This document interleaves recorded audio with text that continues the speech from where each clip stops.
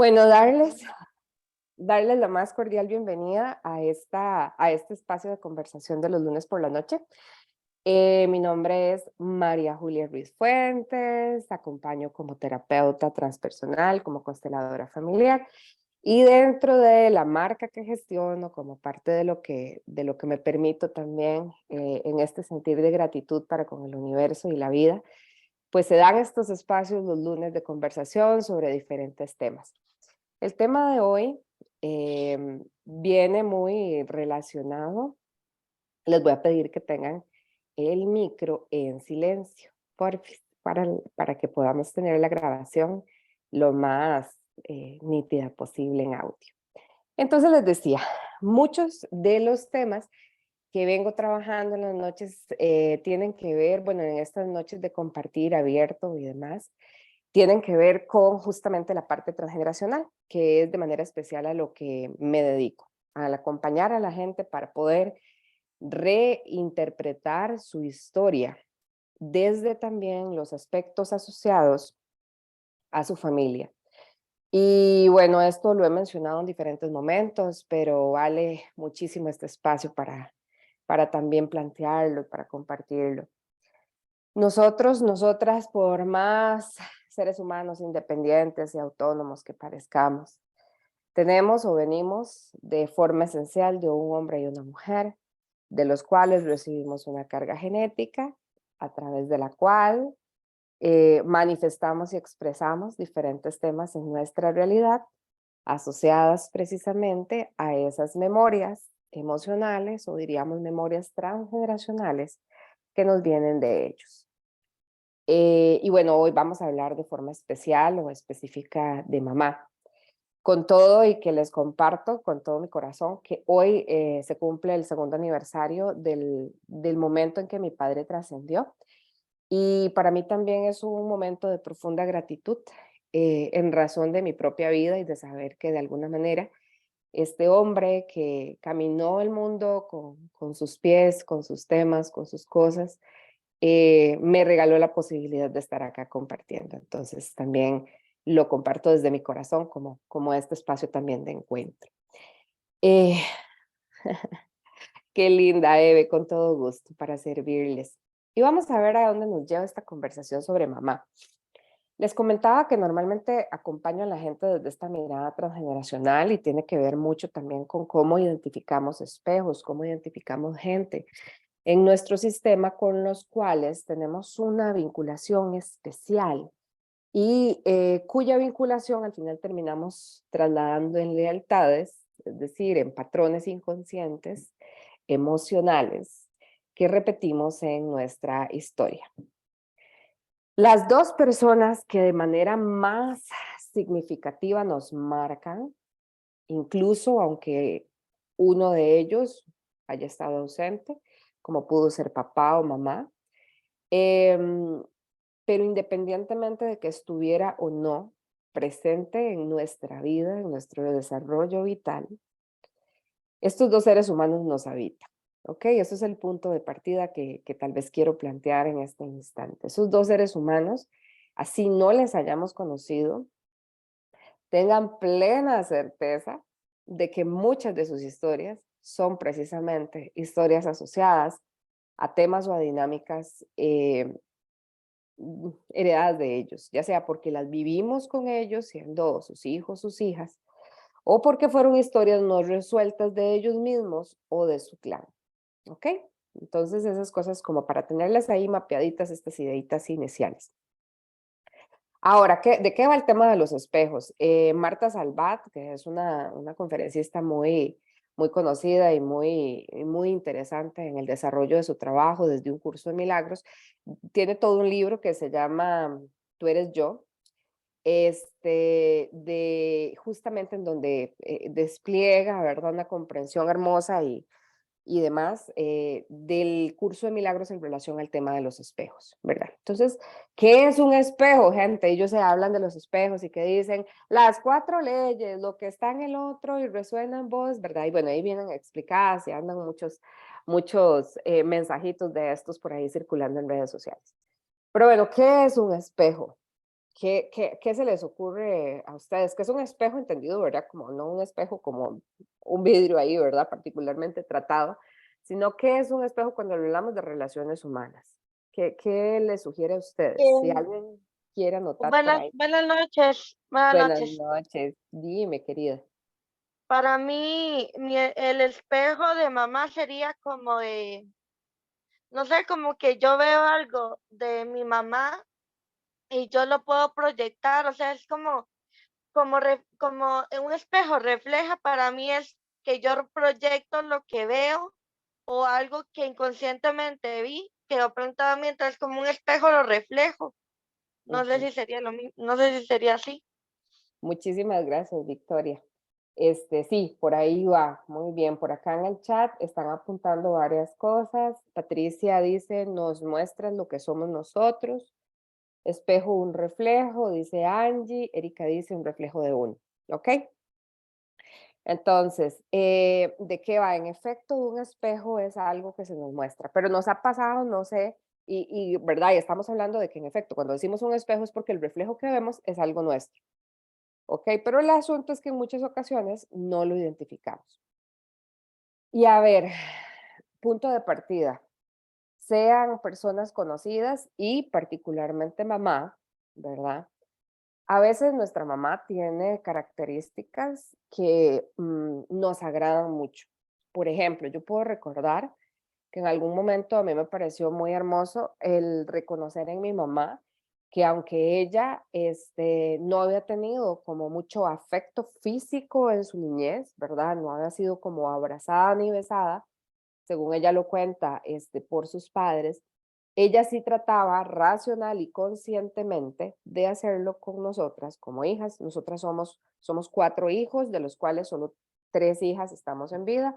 Mi hermano, que era el tercero, ese no llegó a la vida, fue una pérdida durante el embarazo.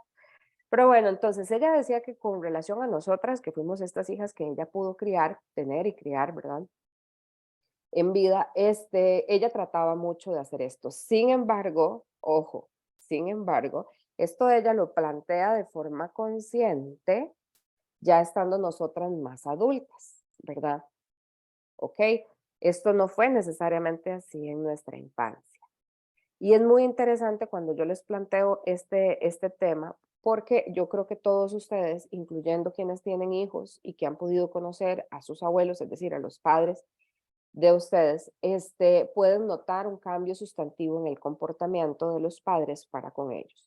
El asunto es que cuando los padres están criándonos y particularmente cuando mamá nos está criando, reproduce de forma inconsciente sus heridas emocionales de la infancia.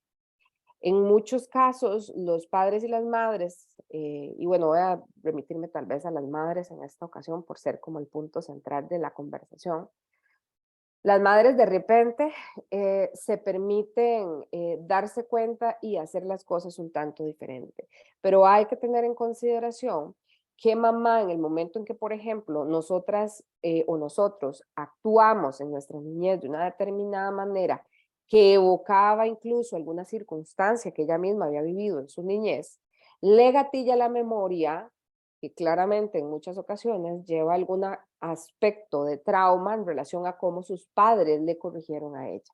Entonces, mamá, y esto, bueno, para quienes aquí son papás y mamás, en el momento en que ustedes intentan hacerlo diferente con sus hijos, tienen que lidiar con dos cosas: atender el momento emocional del niño o de la niña, y además de eso, gestionar la emoción interna que tiene que ver con el propio trauma infantil. Por eso es que en muchas ocasiones, aunque las madres o los padres quisieran hacer las cosas diferentes, les supera el proceso de crianza y no logran realmente cortar tanto el patrón que recibieron, no logran transformarlo como incluso en algún momento se dijeron. Probablemente en algún momento dijeron, no, si yo tengo hijos, yo jamás le haría lo que mis padres me hicieron a mí. Y se pueden haber encontrado en múltiples ocasiones repitiendo justamente algunas de las acciones correctivas, incluso, ¿verdad? Que pudieron haber recibido de sus propios padres. ¿Por qué? Porque esto queda grabado en el inconsciente. Además de eso, con una carga significativamente importante a nivel emocional. ¿Qué pasa con mamá, verdad? Y hablamos del espejo y hablamos también, cuando hablamos de espejo, inevitablemente tenemos que hablar de la sombra. Les comentaba esto de todas estas memorias traumáticas, porque tanto ellos como nosotros las tenemos. Gente, o sea, si nuestros papás hubiesen tenido una maestría así en parentalidad, ¿verdad? En cómo ser los mejores papás del mundo mundial, aún así la hubiesen fregado, porque otra vez terminan siendo reflejados los traumas propios desde el inconsciente en el momento de la crianza. Entonces, todas las personas con mayor o menor conciencia llevamos traumas asociados a nuestra niñez.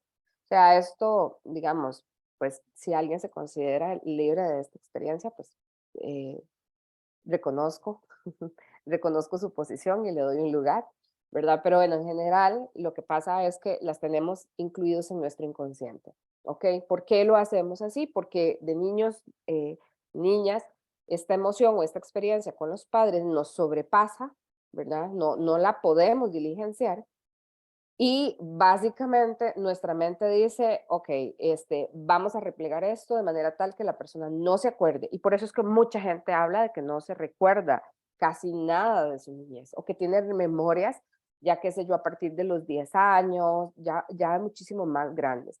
Y es precisamente porque hay un montón de memorias mandadas para no ser recordadas de forma explícita o directa por un tema de protección de nuestra propia psique. Entonces, dicho esto, ¿verdad? Nosotros tenemos estas memorias reprimidas. Sin embargo, muchas de estas memorias, como les decía, son producto de la dinámica, particularmente con quien haya sido nuestro cuidador o cuidadora, que en la mayoría de los casos fueron nuestras propias madres, ¿ok? Por lo menos nuestra generación todavía nos criábamos con nuestras mamás en algún grado. Ya yo sé que las nuevas generaciones, a partir del 2000 y para acá, tienen ámbitos de crianza un tanto distintos a los nuestros. Son personas que han sido criadas con una gran cantidad de tiempo fuera del hogar y eso implica otras dinámicas, particularmente con maestros y maestras. Y bueno, ese sería todo un tema de conversación. Pero volviendo como al escenario más típico y que de todas maneras también impacta en estas nuevas generaciones, porque igualmente tienen contacto con la madre o con alguna figura materna, esa parte nuestra inconsciente en esos primeros años de vida, los primeros 7 años de vida para las mujeres, 8 años de vida para los hombres, son años en donde nuestro cerebro está funcionando de una manera distinta. Por eso es que la mayor parte de la información queda en el inconsciente, por un lado. Pero por otro lado, además, estamos haciendo así como un backup de mamá y de sus creencias y de sus emociones y demás. En vamos a ver, en las diferentes abordajes terapéuticos alternativos, casi que lo sabemos en la mayoría de ellos, de que los niños no se enferman. Los niños lo que hacen es somatizar los temas no resueltos, en primera instancia por la madre y en segunda instancia por el padre, ¿verdad? Eventualmente, cuando hay alguna afinidad particular con el padre, tiene un impacto en ese momento. Casi siempre lo que los niños somatizan son temas de mamá.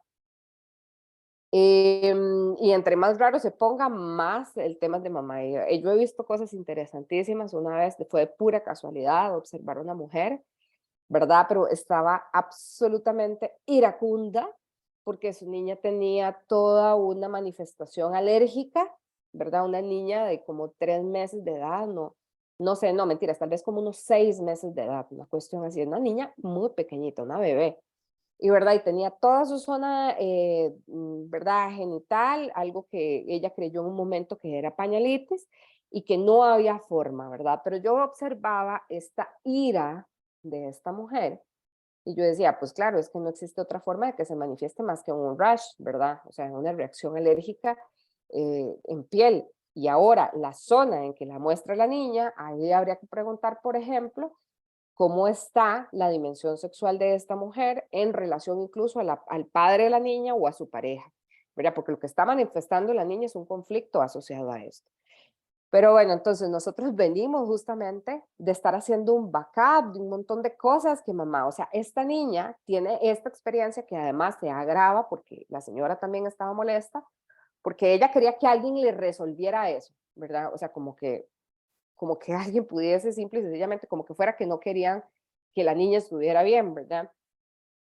Pero bueno, entonces, esta niña carga esta memoria queda en el inconsciente, chiquillos, o sea, les estoy hablando de algo que eventualmente no, que de plano estaba viviendo la madre, lo proyecta inconscientemente, o sea, esa niña ni siquiera sabe hablar, ¿verdad? No sabe las letras del abecedario y ya está somatizando un programa, un tema de la madre que va a quedar en su inconsciente porque no se va a acordar porque tenía 6 meses de edad y que tiene que ver con estos elementos que les mencionaba, ¿verdad? Enojo, ira, proyección hacia algo, dimensión, sexualidad, etcétera. ¿Ok?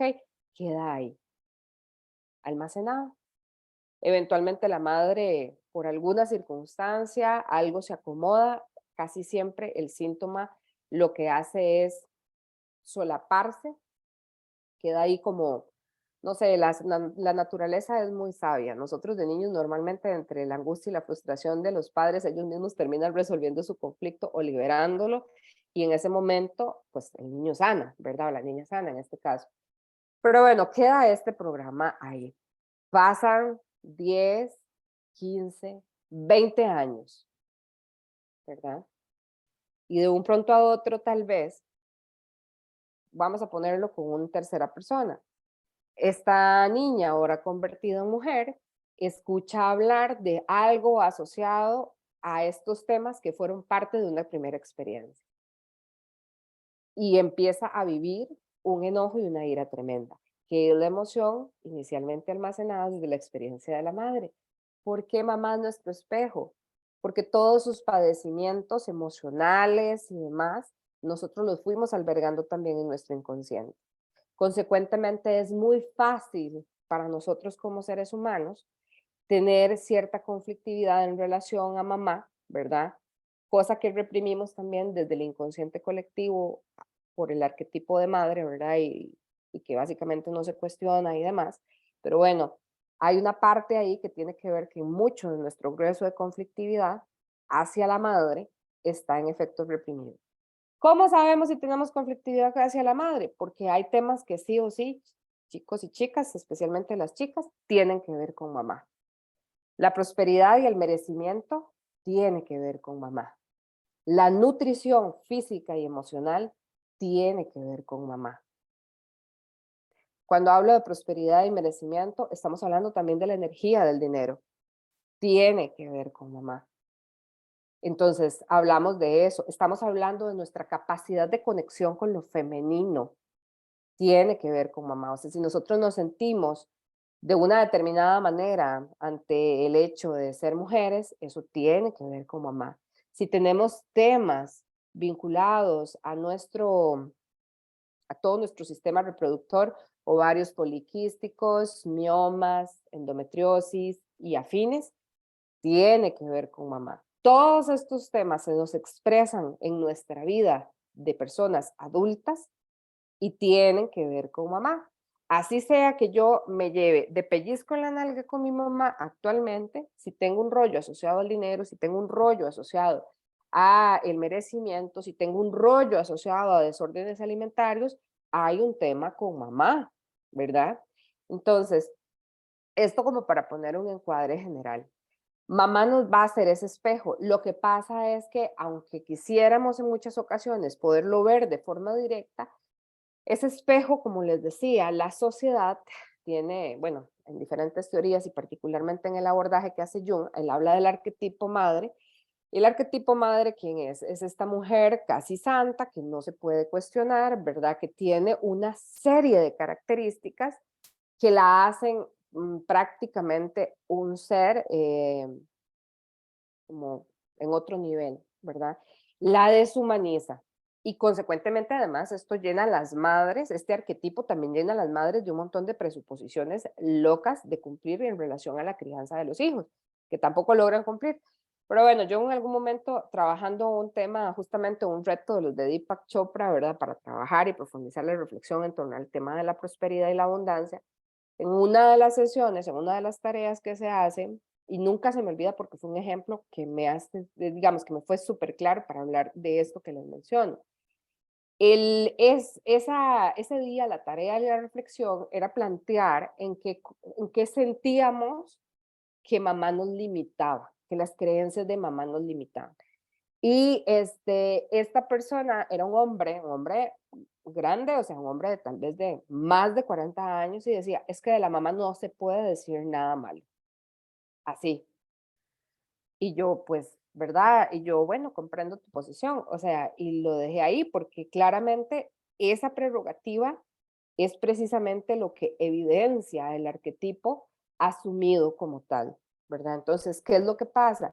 Mientras nosotros no podamos conectar con la humanidad de la madre y reconocer que ella es un ser humano común y corriente, igual que el papá fue un ser humano o ha sido o es un ser humano común y corriente con sus temas vitales y demás, no nos vamos a permitir conectar con nuestras heridas. Así de sencillo. Si nosotros no nos atrevemos a mirar a mamá como una mujer, ¿verdad? Que ciertamente le tenemos que honrar y agradecer por el regalo de la vida, igual que al padre. Si no logramos ver esto, ¿verdad? Nunca vamos a conectar con nuestro niño interno, vamos a tener temas de amor propio y autoestima, porque vamos a tener bloqueadas justamente nuestras heridas y nos vamos a ir autosaboteando en muchos tramos de nuestro camino. Y bueno, por ahí va un poco la reflexión. Voy a revisar por acá un comentario que me pusieron. Alguien pregunta, ¿y cómo sano la relación con el éxito y el dinero? Entre muchas otras cosas, trabajando la relación con la madre. Esa sería, digamos, la respuesta en específico. Siempre que tenemos temas con el éxito, bueno, el éxito tiene que ver más con papá. La energía del padre nos vincula al mundo. Recordemos que mamá nos sostiene en el vientre. Entonces, todo lo que representa mundo interno nuestro, de mamá tomábamos los nutrientes para construir nuestro cuerpo físico. Cuando salimos, ella es la que nos alimenta. Si no fuimos amamantados, amamantadas, hay temita por ahí, ¿verdad? Nada más se los dejo como en mención. Pero bueno, entonces de mamá tomamos justamente el merecimiento, ¿verdad? Y también la abundancia. Normalmente de mamá en el vientre aprendíamos no aprendíamos, porque aprender es como una función cognitiva de otro momento de los seres humanos. Vivimos el hecho de poder tomar todo lo que necesitábamos.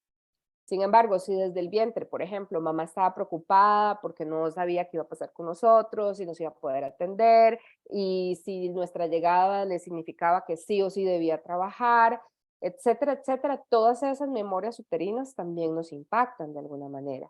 Pero bueno, la respuesta para esta persona sería trabajando la relación con la madre, por un lado, en esta parte de la prosperidad y de la abundancia y del merecimiento. Lo que tiene que ver con el éxito, sí, este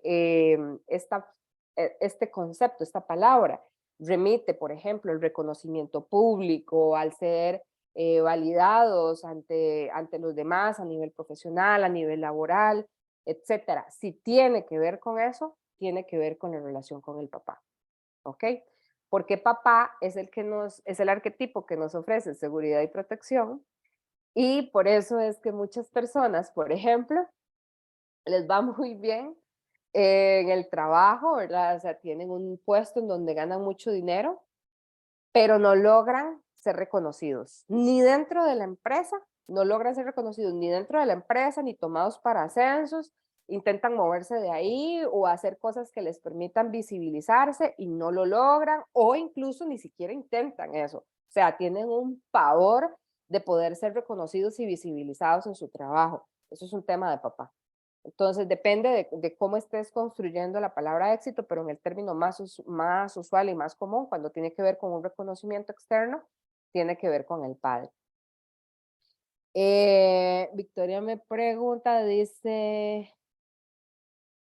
¿qué pasa con la tristeza de memoria uterina? Victoria, como si digamos, por ejemplo, si mamá estuvo, es que depende de dónde venga esa tristeza. Por ejemplo, no es lo mismo que mamá esté triste porque murió alguien querido para ella, o que mamá esté triste porque papá no está, ¿verdad?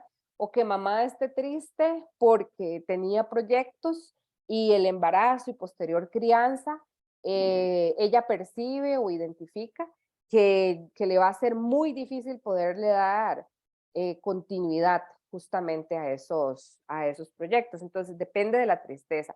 Sin embargo, del origen de la tristeza, eso sería, digamos, como reconocerlo para poder justamente resolverlo. Sin embargo, la tristeza lo que vas a hacer es que vas a volver a recrear esa misma emoción de tristeza.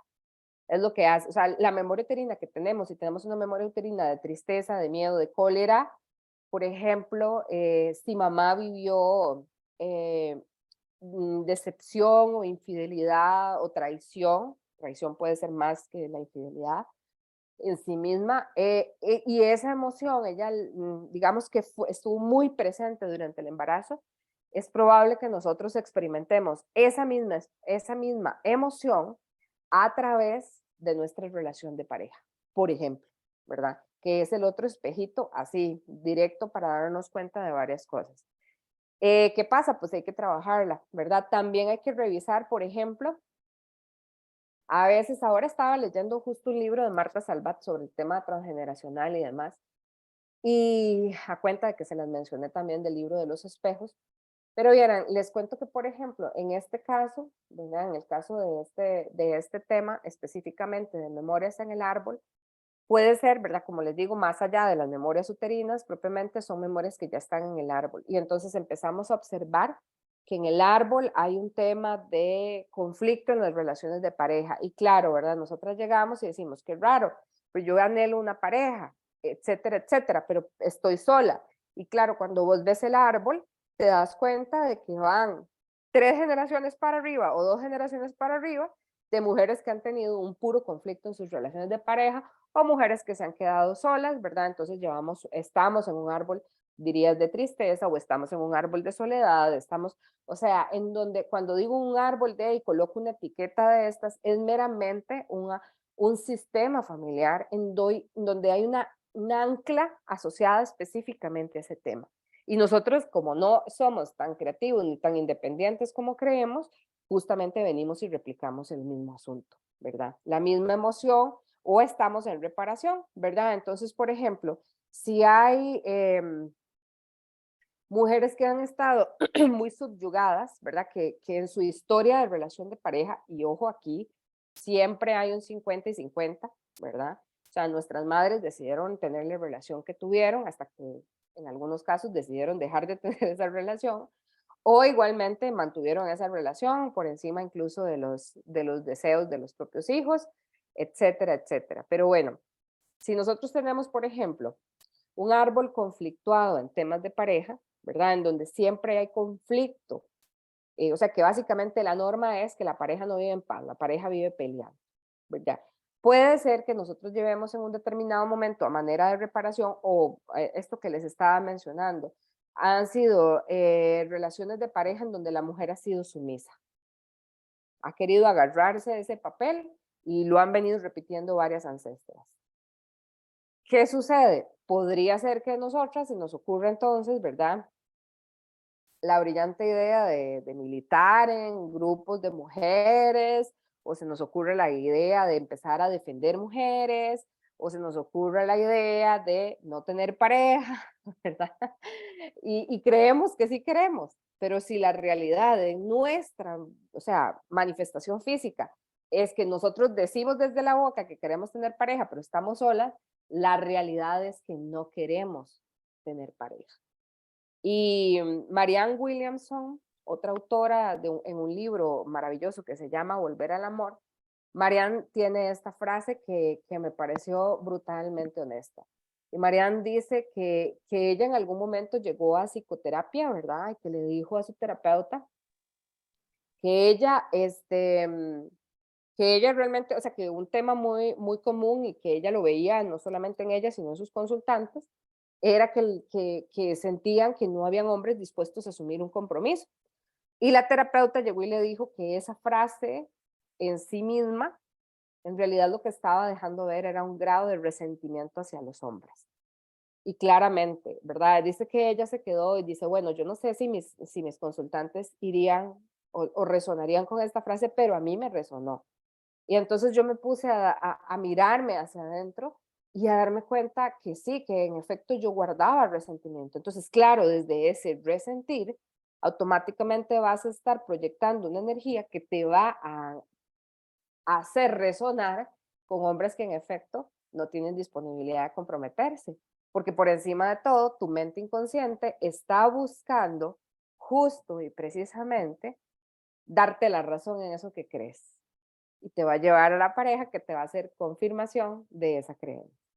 Entonces, bueno, por ahí también habría como algún temita que revisar en torno a esta parte. Y no les dije desde el principio, pero bueno, totalmente invitadas e invitados, dejar cualquier pregunta que tengan o cualquier comentario, porque de hecho, más o menos por ahí van lo que les quería compartir hoy, ¿verdad? Así que voy a leer por acá. Dice Julia, y si mamá está triste porque murió papá estando en gestación, estando embarazada. Ay, Nicole, vieras que no sos la primera consultante que me plantea ese escenario. Hay que revisar, por ejemplo, si la persona, es que hay muchos escenarios posibles, ¿verdad? ¿Cuál es el proyecto sentido? ¿Cuál es el proyecto sentido? El proyecto sentido es para qué los padres querían tener este hijo y en qué momento emocional, económico, social, familiar, llega el hijo. Porque de oficio, Nicole, es muy probable que haya un tema de, como de querer alivianar. Por ejemplo, si mamá, alivianar el dolor de mamá, pero cada persona va a ser como un caso aparte, ¿verdad? Porque depende de cómo esté expresando y viviendo su momento actual, puede eso dar luz acerca de qué es lo que necesita resolver la persona. Una de las cosas muy frecuentes no es este caso directamente de la muerte del padre, que estos se llaman hijos póstumos. Em, no necesariamente es esto, de alguna manera, en primer lugar, puede haber una desconexión de la mamá con el hijo, porque hay una remembranza de la pareja que ya no está. Entonces puede darse ahí algo que se llama movimiento amoroso interrumpido y es como que la mamá no termina de conectar emocionalmente a profundidad con el hijo por el propio dolor de la pérdida de la pareja. Ese puede ser un escenario. Otro escenario es que más bien mamá deposita en ese hijo demasiadas esperanzas de mantener vivo, ¿verdad? El recuerdo de esta pareja. Entonces, claro, el hijo se siente en una complicación particular que la he mencionado en otros momentos y eventualmente se termina volviendo pareja energética.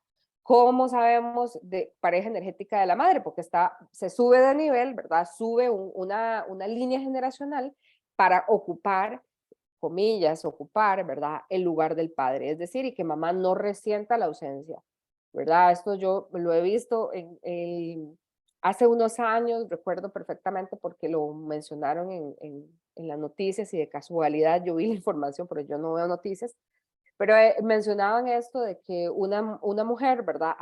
Estaba embarazada, había perdido a su pareja por un tema ahí, un accidente y un tema de desastre natural y demás. Eso fue un tema aquí en el país.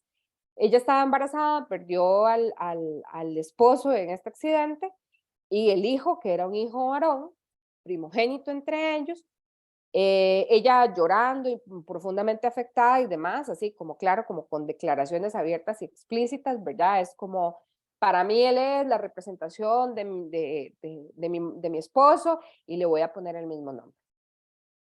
Automáticamente ahí está el proyecto sentido.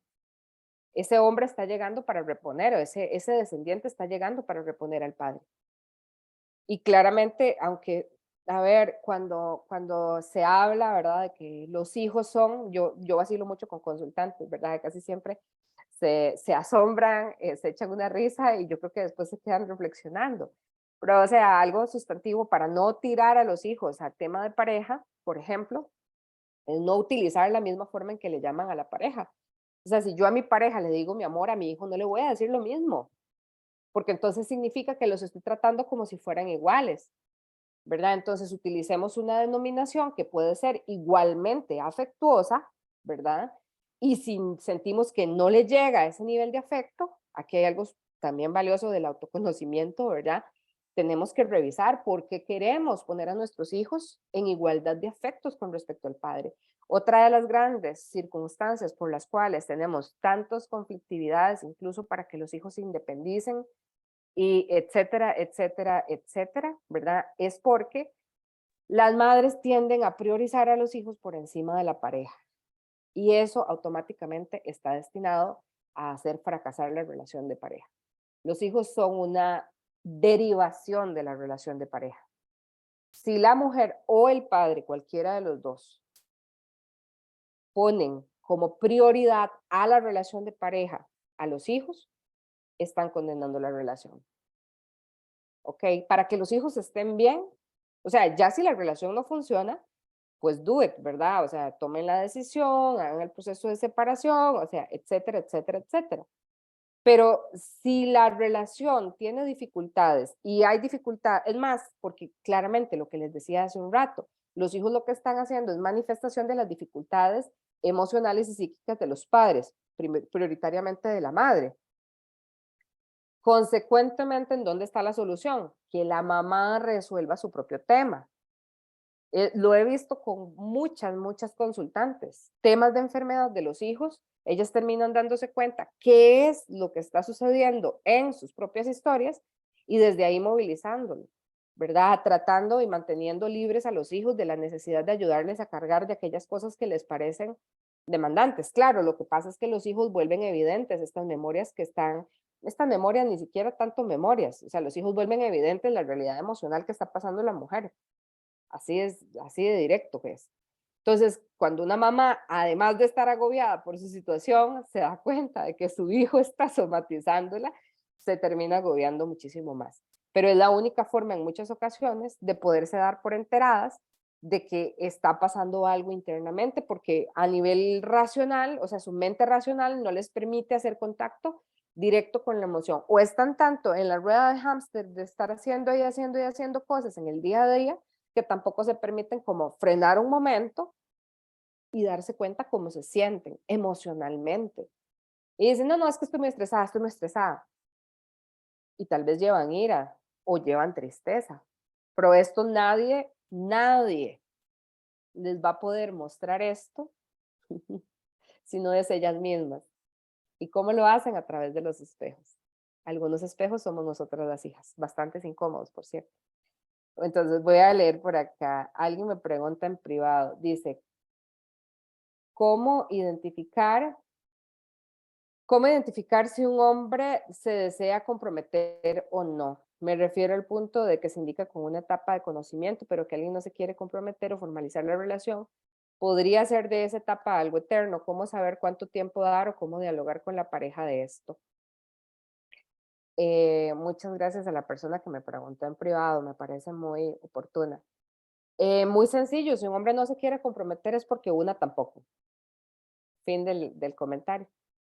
Darte cuenta por qué estás atrayendo hombres o parejas no disponibles y que no buscan compromiso, es un poco lo que les mencionaba. Tiene que ver con empezar a indagar realmente cuál es nuestra historia, porque no es evidente. De verdad, desde nuestra lógica racional inmediata, nosotras decimos queremos tener una pareja íntegra, entregada, comprometida, y no tenemos eso. Entonces no es realmente eso lo que en el fondo a nivel inconsciente y emocional estamos proyectando. Es decir, en nuestro inconsciente hay emociones bloqueadas que tienen que ver con esto que se manifiesta, con el no merecimiento de un compromiso, con el no merecimiento de un hombre disponible, etcétera. Y no esto también es vacilón con esta consulta. En muchas ocasiones, chicas, tiene que ver con que nosotras estamos demasiado en nuestra energía masculina y conectamos, adivinen con qué, con hombres demasiado en su energía femenina.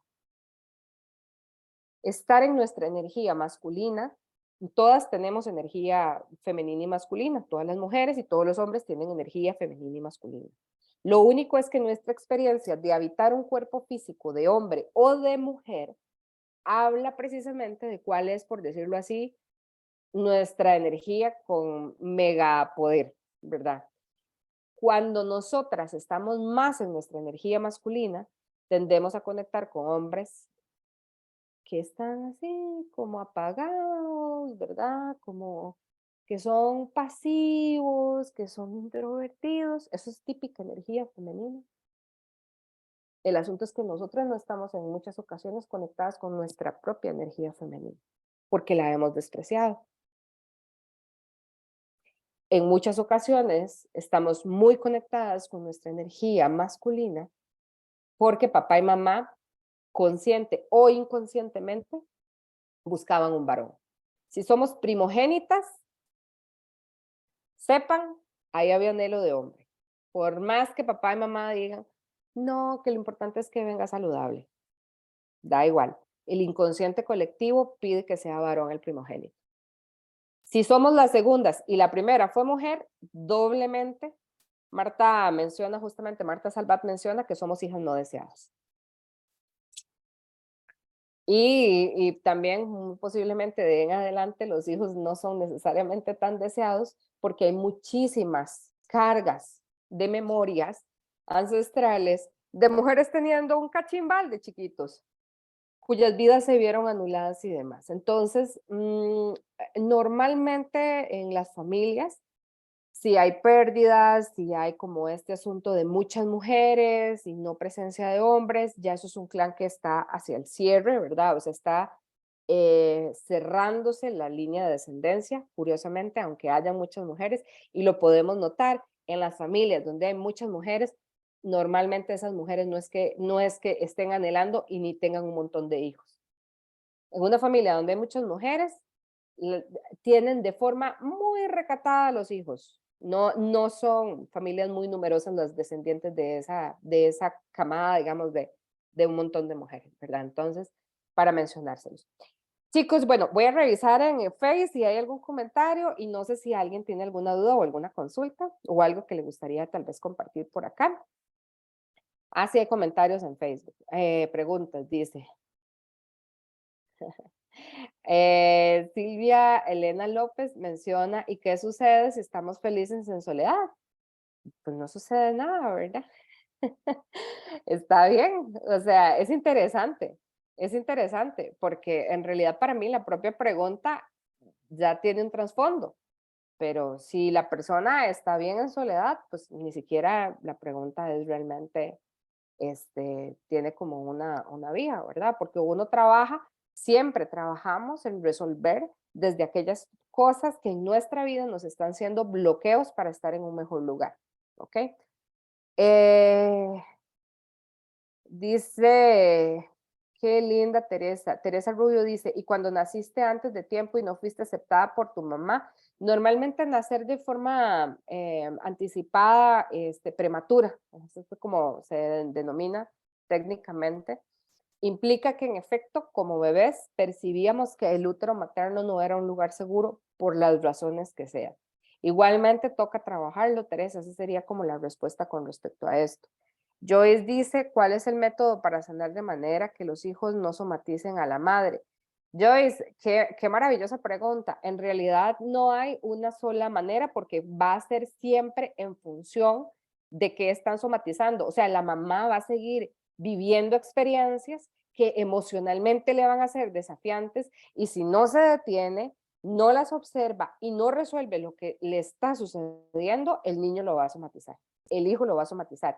Lo somatizan sobre todo menores de 12 años. Esos son como de forma prioritaria en donde está el efecto de, o sea, como la somatización de la madre en primera instancia.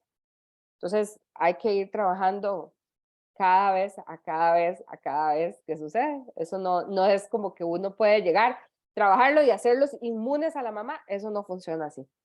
Y Yesenia dice, nacimos gemelas, mi mamá planificando no quería más hijos. Y en el embarazo supuso que era un varón. Sí, entonces normalmente, Jesse, cuando eso pasa, que mamá espera a un determinado sexo, bueno, y nosotros que fuimos una generación, yo nací, bueno, sí, salí al mundo, yo nací en el 81 y en ese tiempo, por lo menos en las familias así, digamos que más sencillas, mi mamá tuvo sus hijos en la caja, ¿verdad? Acá en el sistema de seguridad social, Y no había control prenatal con ultrasonidos en ese tiempo, o sea, los embarazos eran un gallo tapado, ¿verdad? Se regalaba ropita color amarillo, color blanco para no derivar en un determinado sexo, pero normalmente siempre va a haber una expectativa y un anhelo.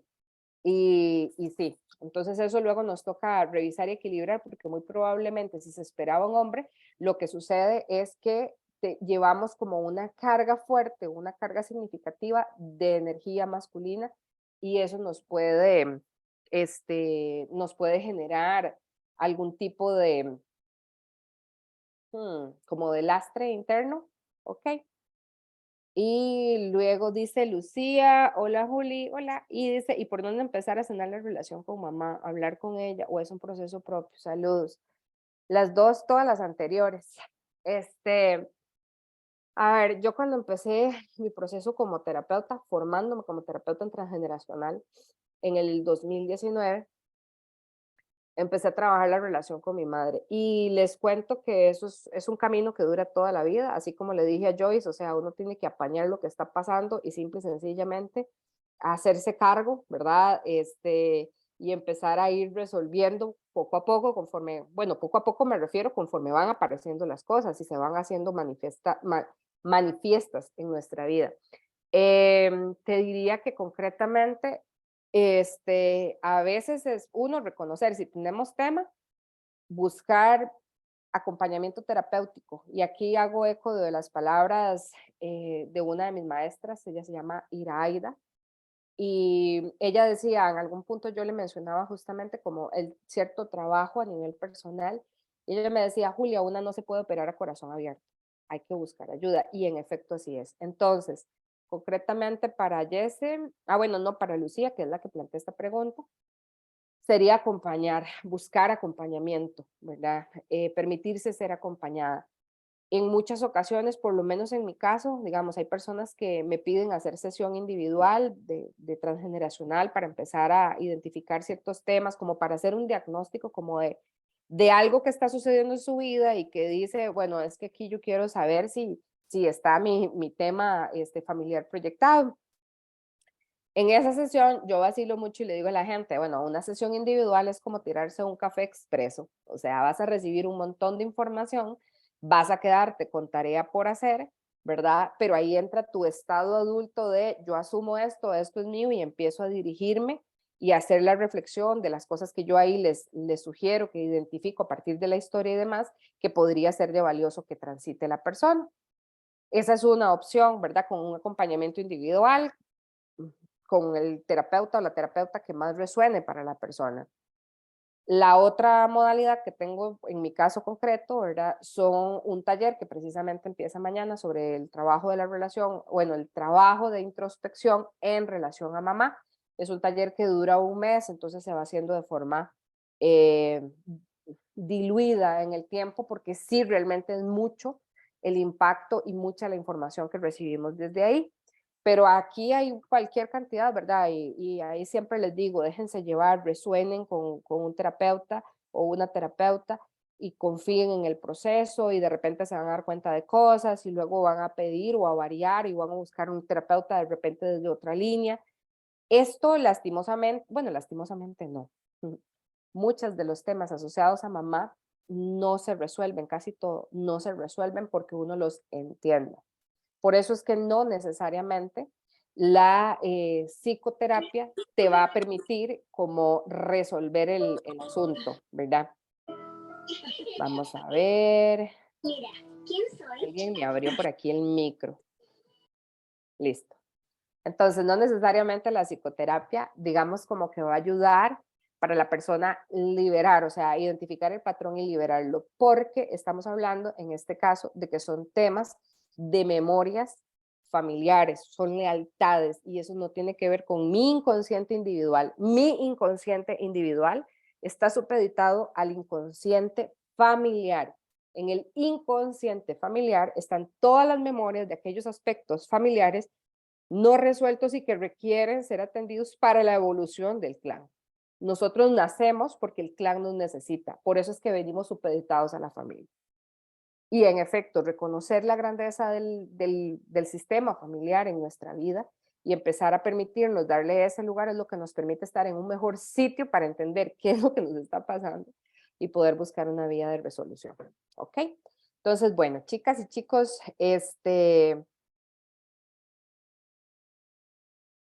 qué linda. Bueno, voy cerrando, ¿verdad? Muchísimas gracias. Nada más contesto una última pregunta de Face. Dice, en Face, dice, si mamá ya falleció cuando yo tenía 9 años, ¿en qué ámbitos podría afectar la muerte de la madre? A los 9 años en muchísimos, muchísimos, es lo que te puedo decir. Pero si vos no sentís que haya ninguno, ¿verdad? Como les decía, puede haber un tema ahí vinculado a la prosperidad, al merecimiento, a la parte de la nutrición emocional y física, a proyección vinculada a la relación de pareja, porque mamá nos dice a quién amar y a quién no amar, sea que esté viva o que no esté viva, o que la hayamos conocido o no la hayamos conocido. Mamá nos dice cómo cuidar de los demás, cómo cuidar de nosotras mismas. Entonces hay muchas, muchas dimensiones en las cuales nos impacta la relación con mamá. Así que yo les agradezco muchísimo este ratito de compartir. Deseo que verdaderamente puedan tener una semana maravillosa, que de repente alguna de las ideas que queda por acá les permita como hacer clic y conectar con algo que sea propio para el camino personal y espiritual y de evolución de cada uno. Les deseo mucha luz y mucho amor en este transitar, gente. Que tengan una maravillosa noche y feliz semana.